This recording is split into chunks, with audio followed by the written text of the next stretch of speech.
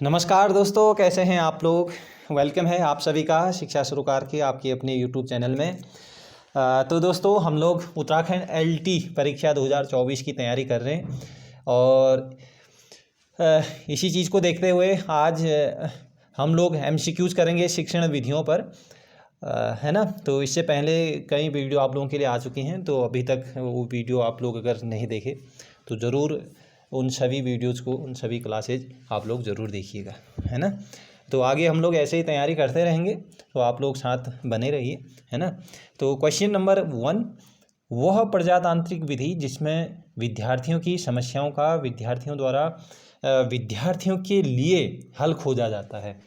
तो ये ऑप्शन है समस्या समाधान विधि, बी है परियोजना विधि, सी है अभिक्रमित अनुदेशन विधि, डी है समाजीकरण अभिव्यक्ति विधि। तो इसका क्या होगा सही ऑप्शन। हाँ, तो चलिए, तो क्वेश्चन नंबर 1 इसका जो सही आंसर होगा वो होगा समाजीकरण अभिव्यक्ति विधि। ठीक है, इसमें बच्चों को मौके दिए जाते हैं, बच्चे खुद इसमें करके सीखते हैं, है ना। बच्चे खुद सम्मिलित रहते हैं। ठीक, तो ये डी ऑप्शन इसका बिल्कुल सही जवाब होगा। ठीक है, चलिए आगे बढ़ते हैं। क्वेश्चन नंबर 2, तो ये हम लोग शिक्षण विधियों पर देख रहे हैं, ध्यान रखेंगे, है ना। तो यहाँ से क्वेश्चन भाई 3 से 4 क्वेश्चन आपको डायरेक्टली देखने को मिलेंगे, है ना। तो बहुत इंपॉर्टेंट क्लासेज हैं, आप लोग इनको एंजॉय कीजिए बहुत अच्छे से, है ना।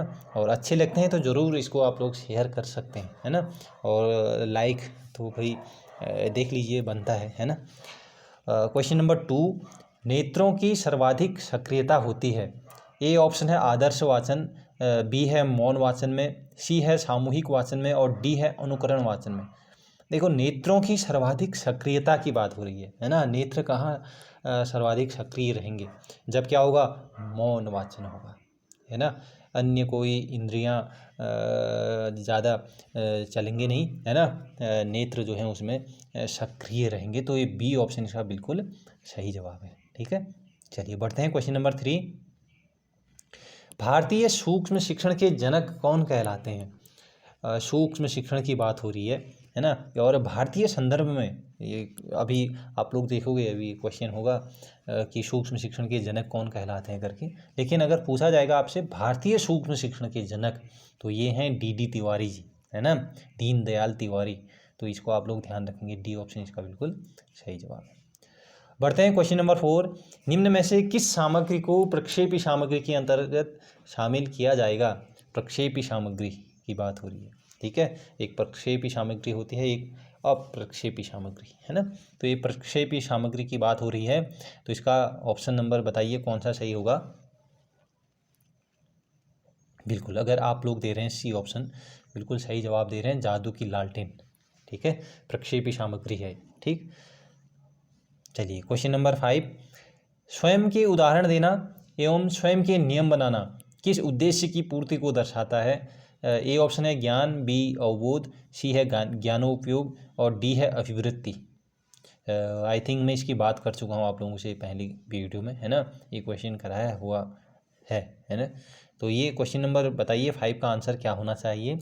इसका जो सही जवाब होगा, देखो, स्वयं के उदाहरण देना और स्वयं के नियम बनाना, तो ये करता है ज्ञानोपयोग उद्देश्य की पूर्ति। ठीक है, ज्ञानोपयोग, ध्यान रख लेना। ठीक, तो इसका सी ऑप्शन इसका बिल्कुल सही जवाब हो जाएगा। आगे बढ़ते हैं। क्वेश्चन नंबर 6, नील पत्र आधार पत्रक में कौन से उद्देश्य को सम्मिलित नहीं किया जाता। नहीं किया जाता है कि ये ध्यान रखेंगे आप लोग, है ना। नहीं किया जाता है, पूछा है ज्ञानात्मक, अवबोधात्मक, अभिरुचियात्मक या फिर कौशलात्मक। चलिए क्वेश्चन नंबर 6, ज्ञानात्मक, अवबोधात्मक और कौशलात्मक, तो नील पत्र पर ये उद्देश्य सम्मिलित होते हैं। ठीक है, अभिरुचियात्मक, ये जो है नील पत्र आधार पत्रक में ये उद्देश्य सम्मिलित नहीं किया जाता, तो सी ऑप्शन इसका बिल्कुल सही जवाब है। ठीक, चलिए अभी हम डिटेल्ड में इन क्वेश्चन को डिटेल्ड में नहीं देखेंगे, जल्दी जल्दी सॉल्व करेंगे, है ना। क्योंकि एक तो डिटेल्ड में क्लासेज हमारे साथ साथ चल रही हैं अभी, है ना। क्वेश्चन नंबर 7, किसी परीक्षण की प्रत्येक, जहाँ आवश्यकता होगी वहाँ ज़रूर हम लोग डिटेल्ड में उस क्वेश्चन को देखेंगे, है ना। किसी परीक्षण की प्रत्येक प्रश्न का उत्तर सभी बालकों द्वारा सही किया जाता है अथवा प्रशिक्षण में ये परीक्षण होना चाहिए, है ना। परीक्षण में किस गुण का अभाव है। देखो सभी बालकों द्वारा सही किया जाता है। कोई परीक्षण है, कोई टेस्ट वगैरह ले रहे हैं, है ना, कोई परीक्षा है, तो उसमें जो प्रश्न हैं उसके उत्तर सभी बालक सही दे रहे हैं, ठीक है। यानी कि ये कह सकते हो कि जैसे कोई पिछड़ा बच्चा है मान लो, है ना, या मंदबुद्धि का बच्चा है, या कोई सामान्य बच्चा है, और कोई है प्रतिभाशाली, और सभी इसके जवाब जो हैं वो सही दे पा रहे हैं। तो इसका मतलब जो प्रश्न पत्र निर्माण किया गया है, जो प्रश्न हैं वो विभेद नहीं कर पा रहे हैं बच्चों में, है ना, वो सही जवाब सभी दे रहे हैं। तो इसका मतलब विभेदकारिता का उस परीक्षण में अभाव है, ठीक। तो डी ऑप्शन दे रहे हैं, तो बिल्कुल सही जवाब है। बढ़ते हैं क्वेश्चन नंबर 8। डाल्टन विधि का सूत्रपात किसने किया। अब देखो यहाँ डाल्टन विधि का सूत्रपात की बात हो रही है, ठीक है। देखो डाल्टन से डाल्टन में मत चले जाना, है ना, बिल्कुल नहीं। डाल्टन विधि का कभी होता है ना, हमें मालूम होने के बावजूद भी हम जल्दबाजी में आंसर कुछ और ही दे आते हैं, ठीक। तो ये गलती अब नहीं करनी है, क्योंकि ये गलती बहुत बड़ी गलती होती है, ये ख़ास तौर पर एग्जाम में, है ना। तो ऐसी गलती करेंगे तो फिर बहुत मुश्किल हो जाता है। तो ये बी ऑप्शन इसका बिल्कुल सही जवाब है। पार्कहर्स्ट, तो हेनरी पार्कहर्स्ट, इन्होंने जो है डाल्टन विधि का सूत्रपात किया, ठीक। ठेका विधि भी बोलते हैं जिसे, है। और ठेका कितने दिनों का होता है, एक सप्ताह में कितने दिन होते हैं इसमें, 5 दिन होते हैं, ठीक है। हाँ चलिए, बहुत बढ़िया। Question number 9। मूल्यांकन में निष्पक्षता बनाए रखने के लिए प्रश्न होने चाहिए। कैसे प्रश्न होना चाहिए भाई। मूल्यांकन में निष्पक्षता बनाए रखने के लिए प्रश्न कैसे होना चाहिए। निबंधात्मक, लघुत्रात्मक, या अति लघुत्रात्मक, या फिर वस्तुनिष्ठ। देखो निष्पक्षता मतलब कोई भी अगर उस मूल्यांकन करे, है ना, कोई भी शिक्षक मूल्यांकन करता है उसका, तो निष्पक्ष होना चाहिए, है ना, निष्पक्ष होना चाहिए। यानी कि जो उसका आंसर होता है प्रत्येक के लिए वही जो है उसका एक सही आंसर होना चाहिए। इसका मतलब वस्तुनिष्ठ प्रश्न की बात हो रही है, ठीक। तो मूल्यांकन में निष्पक्षता बनाए रखने के लिए जो प्रश्न होने चाहिए वो वस्तुनिष्ठ प्रश्न होने चाहिए, ताकि उस पर मूल्यांकनकर्ता का प्रभाव ना पड़े, है ना। तो डी ऑप्शन इसका बिल्कुल सही जवाब हो जाएगा। बढ़ते हैं क्वेश्चन नंबर 10। किसी प्रश्न पत्र में शामिल सभी प्रश्न बहुत ही सरल हैं या बहुत ही जटिल हैं, तो ये मूल्यांकन का ये कौन सा दोष है। देखो ये ऐसे क्वेश्चन ना ज़रूर बनते हैं, ये इम्पोर्टेंट मानिए आप लोग, ठीक है। यही क्वेश्चन बनते हैं एग्जैक्ट, ठीक। तो आप लोग ध्यान देंगे, और जो भी क्लासेज हो रही ना, इनको आप लोग बहुत अच्छे से, पूरी क्लास को बहुत अच्छे से लें, है ना। ये बहुत ही उपयोगी होंगे आपके एग्ज़ाम के लिए, ध्यान रखें, ठीक। तो क्या होगा भाई क्वेश्चन नंबर 10 का आंसर। स्पष्टता, विभेदकता, मानकता, या फिर व्यवहारिकता।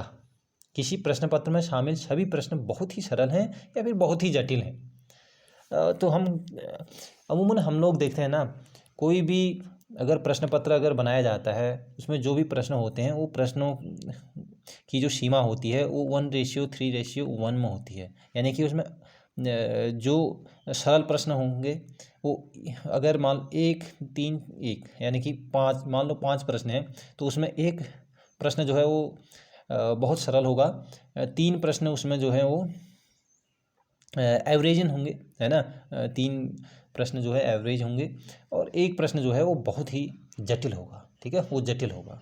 तो ये अमूमन ये रेशियो रहता है, अगर कोई भी परीक्षा के लिए कोई भी प्रश्न पत्र का अगर निर्माण होता है ना, तो अब यहाँ अगर केवल सरल या फिर केवल जटिल उसको बना दिया गया है, तो ये जो मानक है ना, इस मानक की यहाँ पर अवहेलना की गई है, ठीक। तो ये मानकता का दोष इसमें है, ठीक। अगर सही मानक यूज किया होता 1:3:1, तो ये ज़रूर इसमें ये प्रश्न पत्र सही होता, ठीक। तो ठीक है, फिर क्वेश्चन नंबर 10 का सी ऑप्शन इसका बिल्कुल सही होना चाहिए। चलिए क्वेश्चन नंबर 11। शिक्षण की किस विधि में विद्यार्थियों को खोजकर्ता या आविष्कारक के स्थान पर रखा जाता है। खोजकर्ता या आविष्कारक के स्थान पर रखा जाता है, ये तो भाई बड़ा आसान सा क्वेश्चन है ना। लेकिन आसान मानना नहीं चाहिए कोई भी क्वेश्चन, जब तक उसका आंसर नहीं दे पाते ना, तो तब तक कोई भी क्वेश्चन जो है वो क्या आसान नहीं है ना, क्योंकि आसान क्वेश्चन भी उतने ही नंबर देने हैं आसान क्वेश्चन ने, और जितने जटिल क्वेश्चन ने या सामान्य क्वेश्चन ने आंसर नंबर देने हैं, है ना। तो किसी भी क्वेश्चन को बड़े उससे ना लें जब तक आप आंसर उसका नहीं दे पाते हैं, गोला नहीं होता, है ना। तो क्वेश्चन नंबर 11 का जो आंसर होगा भाई, विद्यार्थियों को खोजकर्ता या आविष्कारक के स्थान पर रखा जाता है। तो ये खोजकर्ता या खोज विधि, अन्वेषण विधि, ह्यूरिस्टिक विधि, है ना। तो ये ए ऑप्शन का बिल्कुल सही जवाब है। ठीक है, विद्यार्थी खोजकर्ता या आविष्कारक के रूप में देखे जाते हैं। यहाँ बच्चे खोज करते हैं, अन्वेषण करते हैं, है ना। क्वेश्चन नंबर 12, शिक्षक की प्लेवे विधि के निम्न में से कौन से सिद्धांत हैं। शिक्षण, ये शिक्षक नहीं भाई, शिक्षण होना चाहिए, है ना। ये शिक्षण की जो प्लेवे विधि है, इसमें कौन से सिद्धांत हैं। इच्छा की पूर्ति का सिद्धांत, जन्मजात क्षमता का खुलासा करने का सिद्धांत, प्राकृतिक प्रवृत्ति का सिद्धांत, जिम्मेदारी का सिद्धांत। तो ये प्लेवे विधि के ना ये चारों चार क्या है, इसके सिद्धांत हैं, ध्यान रख लेना। ठीक है, इसका कोई आंसर है नहीं, बस ये मैंने इसलिए रखा ताकि आप जान जाएं कि प्लेवे विधि के क्या हैं, चार सिद्धांत हैं। इच्छा की पूर्ति का सिद्धांत, खेलने की इच्छा, है ना। तो खेल में बच्चों की जो रुचि होती है उसकी भी पूर्ति हो जाती है। ठीक, जन्मजात क्षमता का खुलासा, जो बच्चों में जन्मजात जो विशेषताएं, जो गुण होते हैं, तो उन जो क्षमताएं होती हैं उनका भी यहाँ पर पता चल जाता है इसमें, कि बच्चा किस चीज़ में ज़्यादा एक्टिव है ना, किस चीज़ पर बहुत अच्छा है। ये प्राकृतिक प्रवृत्ति का सिद्धांत, ठीक है, और जिम्मेदारी। ठीक, चलिए बढ़ते हैं। क्वेश्चन नंबर 13, शिक्षण की प्रदर्शन विधि एक है, क्या है भाई। शिक्षण की एक प्रदर्शन विधि शिक्षार्थी केंद्रित पद्धति है, या योग्यता आधारित विधि है, या विषय केंद्रित है, या फिर शिक्षक केंद्रित है। मेरे आंसर देने से पहले ना, अगर आप लोग आंसर ना दे पाएँ तो आप लोग वीडियो को पॉज कर लें, है ना। उसके बाद जो है अपना आंसर अच्छे से आराम से दें, क्योंकि समय बहुत होता है। ठीक है, LT एग्ज़ाम के लिए समय बहुत होता है, केवल मैथ्स को छोड़ के, है ना। मैथ्स वालों के लिए तो भाई वो 70 क्वेश्चन सॉल्व करने बहुत मुश्किल होते हैं। ठीक है, उसके लिए वो जो 2 घंटे, है ना, जो होते हैं, 2.5 घंटे जो भी है, तो वो बड़ा कम समय लगता है। 70 क्वेश्चन सॉल्व करने तो बड़े क्वेश्चन होते हैं। ठीक, और अन्य जो भी अन्य सब्जेक्ट वाले हैं उनके लिए काफ़ी टाइम होता है।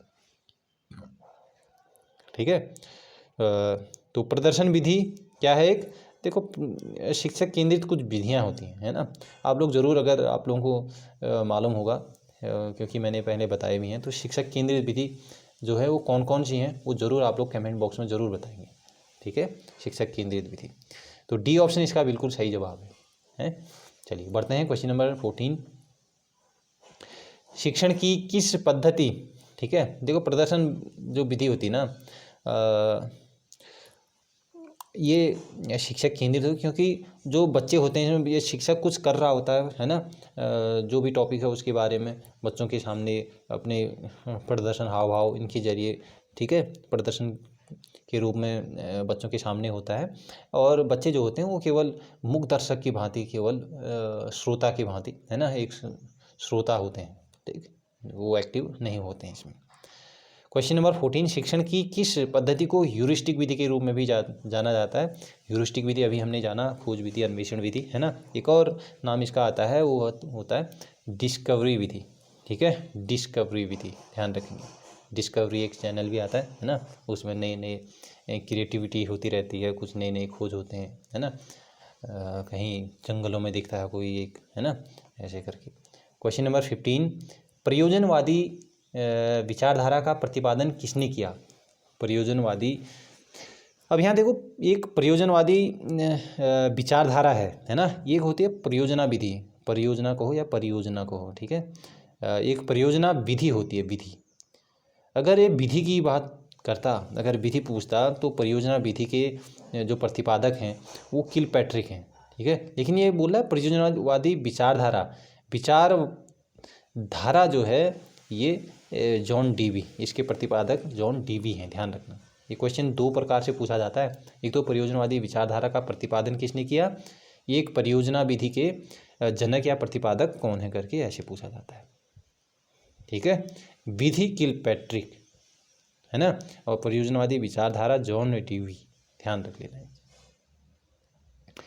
आगमन विधि का शिक्षण सूत्र नहीं है। आगमन विधि है ना, जहाँ उदाहरण से हम निष्कर्ष की ओर जाते हैं, उदाहरण से नियम बनाते हैं, है ना। ठीक, ये चीज़ है। तो ये शिक्षण सूत्र नहीं है पूछा है, ध्यान रखेंगे। तो विशिष्ट क्या होते हैं भाई, जो चीज़ हमें मालूम होता है, जो ज्ञात होता है ना।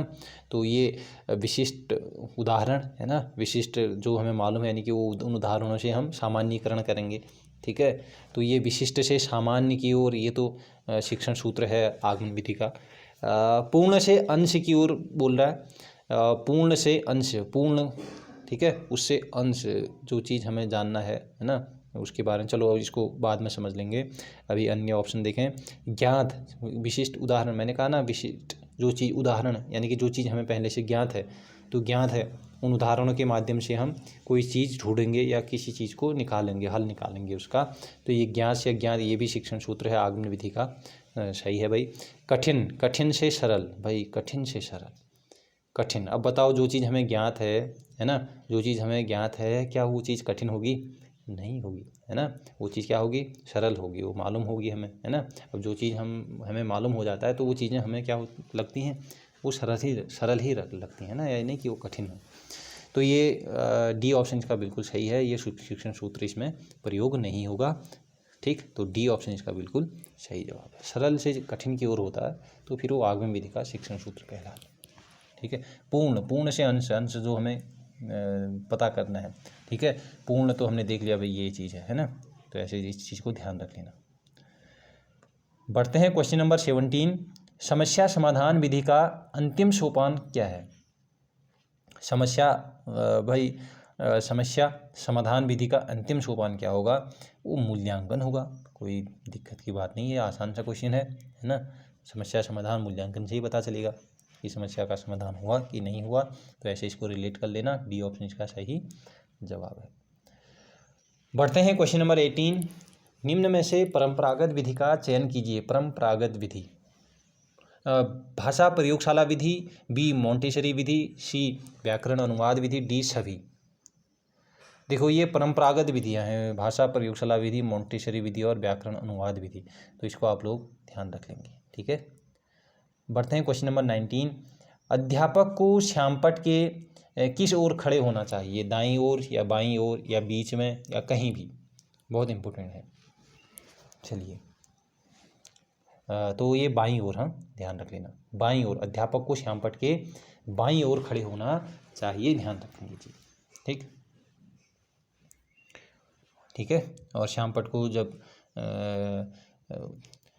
रेज करते हैं, है ना, तो ऊपर से नीचे की ओर डस्टर लगाते हैं ना। इतना तो नहीं पूछा, लेकिन ये क्वेश्चन पूछ लिया जा सकता है श्यामपट्ट वाला। Question number 20। सूक्ष्म शिक्षण के जनक। देखो, भारतीय दृष्टिकोण से हमने देखा कि डी तिवारी जो हैं वो सूक्ष्म शिक्षण के जनक हैं, अगर भारतीय सूक्ष्म शिक्षण पूछा जाएगा। लेकिन ये पूछा है सूक्ष्म शिक्षण के जनक, ये विश्व स्तर पर आएगा। ठीक है, तो इसके जनक कौन है? डेविड वार्डिंग है क्या कीथ एचिंसन? तो वो ऑप्शन तो ऐसे ही हटा लोगे आप, कीथ एचिंसन या डेविड वार्डिंग। ठीक है, देखो इसमें ना इसमें मैं अगर देखूं तो इसमें सही जवाब है ही नहीं, वैसे देखा जाए। ठीक, क्योंकि देखो कीथ एचिंसन जो हैं, इन्होंने स्टैनफोर्ड यूनिवर्सिटी में शोध किया था, ये कुछ पाठ्य योजना उसको लेकर के सूक्ष्म शिक्षण पर इन्होंने प्रयोग पहले इन्होंने प्रयोग ज़रूर किया था। ठीक है, जब ये स्टैनफोर्ड यूनिवर्सिटी में शोध कर रहे थे, तो सूक्ष्म शिक्षण पर प्रयोग इन्होंने ज़रूर किया था। ठीक है, खोज इन्होंने ज़रूर किया, है ना। लेकिन इनके सहयोगी थे एक डी एलन करके, डी एलन, ठीक सॉरी, डी एलन करके एक इनके सहयोगी थे उसी यूनिवर्सिटी में, स्टैनफोर्ड में। तो इन्होंने, डी एलन ने जो है, जो ये एक पाठ्य योजना पर, जो ये स्टैनफोर्ड यूनिवर्सिटी में जो शोध कर रहे थे एक पाठ्य योजना पर, जो जहाँ सूक्ष्म शिक्षण का प्रयोग कर रहे थे, उसको नाम दिया था डी एलन ने सूक्ष्म शिक्षण का। ठीक, सूक्ष्म शिक्षण का नाम किसने दिया? डी एलन ने। इसलिए नाम देने के कारण ना डी एलन को सूक्ष्म शिक्षण का जनक कहा जाता है। तो ये डी एलन आप नोट कर लेना। ठीक, अगर DLN नहीं आएगा तो तब आप कीथ एचिंसन पर जाएंगे, ध्यान रखेंगे। दोनों ऑप्शन तो देंगे नहीं, यहाँ देखो इसी लिए दो ऑप्शन है नहीं, DLN भी कीथ एचिंसन दोनों नहीं है ना। तो DLN ध्यान रख लेना, ठीक है, इन्होंने क्योंकि नाम दिया था। चलिए बढ़ते हैं अगले क्वेश्चन पर। अभिक्रमित अनुदेशन को शिक्षा के क्षेत्र में प्रतिपादित किया। उद्दीपन अनुक्रिया सिद्धांत, सक्रिय अनुबंधन सिद्धांत, पुनर्बलन सिद्धांत। अभिक्रमित अनुदेशन को शिक्षा के क्षेत्र में प्रतिपादित किया गया। अभिक्रमित अनुदेशन हम जानते हैं स्किनर महोदय को, है ना। तो स्किनर ने भाई किस पर ज़्यादा जोर दिया है, या कौन सा सिद्धांत दिया, सक्रिय अनुबंधन का सिद्धांत, ठीक है। तो ये बी ऑप्शन इसका बिल्कुल सही जवाब हो जाएगा, कोई दिक्कत नहीं होनी चाहिए, है ना। क्वेश्चन नंबर 22, रेखीय अभिक्रमित अनुदेशन के प्रतिपादक कौन है। रेखीय, एक रेखीय अभिक्रमित अनुदेशन, शाखीय अभिक्रमित अनुदेशन, एक मैथेटिक गिलबर्ट, है ना, और नॉर्मन काउडर जो हैं ये शाखीय अभिक्रमित अनुदेशन के प्रतिपादक हैं। रेखीय अभिक्रमित अनुदेशन के स्किनर महोदय हैं। तो बी ऑप्शन इसका बिल्कुल सही जवाब होगा, है। चलिए बढ़ते हैं आगे। हर्बर्ट की पाठ योजना, भाई हर्बर्ट के द्वारा दिए गए पाठ योजनाओं के चरणों का उपयुक्त तार्किक क्रम कौन सा होगा। पहले प्रस्तावना आती है हर्बर्ट पाठ योजना में, आपने B.Ed में पढ़ा होगा, है ना। प्रस्तावना के बाद उसको प्रस्तुत करेंगे, अपनी जो भी योजना आपने बनाई है। तो पाठ ये तो केवल एक ही ऑप्शन में है, उसके बाद तुलना करेंगे, फिर सामान्य कर, फिर अनुप्रयोग होगा। तो ये सी ऑप्शन इसका बिल्कुल सही जवाब है। ध्यान रख लेना, ये तार्किक क्रम वाला क्वेश्चन जरूर एक दो क्वेश्चन पूछ लिए जाते हैं। क्वेश्चन नंबर 24, सूक्ष्म शिक्षण किस सिद्धांत पर आधारित है। बहुत ज़्यादा इम्पोर्टेंट है, ठीक है। सूक्ष्म शिक्षण किस सिद्धांत पर आधारित है। तो ये प्राचीन अनुबंधन सिद्धांत पर है, या क्रिया प्रसूत पर है, या उद्दीपन अनुक्रिया, या संज्ञानात्मक विकास का सिद्धांत। देखो सूक्ष्म शिक्षण किस लिए होता है। सूक्ष्म शिक्षण होता है जब हम टीचिंग, है ना, जब हम ट्रेनिंग कर रहे होते हैं टीचिंग की, है ना, ट्रेनिंग में कौशलों को विकसित करने के लिए, कौशलों के विकास के लिए, है ना, शिक्षण कौशलों को उनको शिक्षण कौशलों का विकास करने के लिए सूक्ष्म शिक्षण किया जाता है ना। और सूक्ष्म जब एक एक कौशल जब सीख रहे होते हैं तब उसमें पुनर्बलन दिया जाता है कि हाँ कैसा हो रहा है ना, कि ऐसा करना चाहिए, ये सही हो रहा है, ये है ना। तो ये आप जानते हो क्रिया प्रसूत सिद्धांत, इसमें पुनर्बलन दिया जाता है, मिलता है ना। तो ऐसे आप लोग जा सकते हो। कुछ क्वेश्चन ऐसे होते हैं ना, थोड़ा माइंड लगाना होता है ना। जो चीज़ हम पढ़े होते हैं, तो जब हम पढ़े होते हैं तब हमारा मस्तिष्क भी इन चीज़ों को सोच पाता है ऐसे कि ये चीज़ कैसे, ये चीज़ क्या होगा। अब डायरेक्टली ये चीज़ें कोई नहीं बताएगा कि सूक्ष्म शिक्षण के सिद्धांत पर आधारित है, मान लो, है ना। लेकिन अगर आपने क्रिया प्रसूत सिद्धांत को बहुत अच्छे से पढ़ा तो आप समझ पाओगे कि क्रिया प्रसूत अनुबंधन क्या होता है ना, क्रिया प्रसूत सिद्धांत क्या होता है, सूक्ष्म शिक्षण क्या होता है। अगर आप जान गए तो फिर आप सही आंसर दे पाते हैं, है ना। तो बी ऑप्शन इसका बिल्कुल सही जवाब है। बढ़ते हैं आज के अंतिम प्रश्न पर। ड्रेकाली विधि का निर्माण किन बालकों के शिक्षण के लिए किया गया है। ठीक, चलो तो वीडियो कैसी लगी ज़रूर बताना भाई, है ना। ये कमेंट ज़रूर आप लोग करना, क्योंकि जब मैं आप लोगों के लिए इतना टाइम निकाल रहा हूँ, है ना, इतनी अच्छी अच्छी चीज़ें आ रही हैं, तो जाहिर सी बात है भाई, थोड़ा सा टाइम 1 मिनट आप लोग ज़रूर दें, हैं, और ज़रूर बताएं, ताकि कुछ ऐसे ही और अच्छी क्लासेज आप लोगों के लिए आती रहें। मुझे पता तो चले कि कितने आप लोग लाभ ले पा रहे हैं कि नहीं ले पा रहे हैं, है ना। ठीक, तो क्वेश्चन नंबर 25, ड्रेकाली विधि का निर्माण किन बालकों के शिक्षण के लिए किया गया है। तो ये प्रतिभाशाली बिल्कुल भी नहीं, अगर आप देख रहे हैं तो, है ना। ये मूक बधिर और मंद बुद्धि, ठीक। तो डी ऑप्शन ध्यान रखेंगे, ड्रेकाली विधि का निर्माण मूक बधिर और मंद बुद्धि बच्चों के लिए किया गया है, ठीक है। तो साथियों क्लास यहीं पर होती है समाप्त, है ना। ये क्वेश्चन कैसे लगे आप लोगों को ज़रूर बताइएगा, है ना। और वीडियो लाइक करने में बिल्कुल कंजूसी नहीं होनी चाहिए भाई। अच्छी क्लासेज आ रही हैं तो फिर लाइक करने में क्या हो रहा है ना। एक है ना, लाइक ज़रूर बनता है। ठीक, चलिए धन्यवाद। आगे मिलते हैं और एक अच्छी वीडियो के साथ। तब तक आप लोग ख्याल कर रखिए अपना और अध्ययन करते रहिए हैं। चलिए, thank you, take care, bye bye.